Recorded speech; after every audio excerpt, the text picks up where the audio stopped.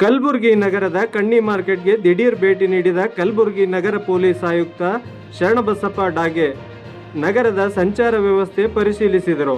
ಹೌದು ವೀಕ್ಷಕರೇ, ಇಂದು ಬೆಳ್ಳಂಬೆಳಿಗ್ಗೆ ಕಲಬುರಗಿ ನಗರದ ಕಣ್ಣಿ ಮಾರ್ಕೆಟ್ಗೆ ನಗರ ಪೊಲೀಸ್ ಆಯುಕ್ತರು ಭೇಟಿ ನೀಡಿ ಸಾರ್ವಜನಿಕರಿಗೆ ಸಂಚಾರಿ ನಿಯಮದ ಬಗ್ಗೆ ಅರಿವು ಮೂಡಿಸಿದರು.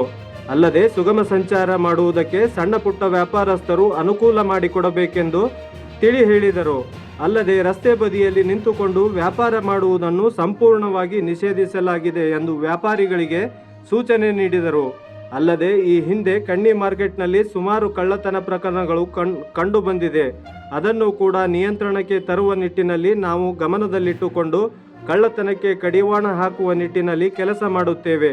ನೀವುಗಳು ಕೂಡ ಪೊಲೀಸ್ ಇಲಾಖೆಯೊಂದಿಗೆ ಕೈಜೋಡಿಸಿ ಪೊಲೀಸ್ ಸಿಬ್ಬಂದಿಗಳನ್ನು ಸಹಕರಿಸಬೇಕೆಂದು ಸಾರ್ವಜನಿಕರಿಗೆ ಮತ್ತು ವ್ಯಾಪಾರಸ್ಥರಿಗೆ ಕಲಬುರಗಿ ನಗರ ಪೊಲೀಸ್ ಆಯುಕ್ತರು ಸೂಚನೆ ನೀಡಿದರು.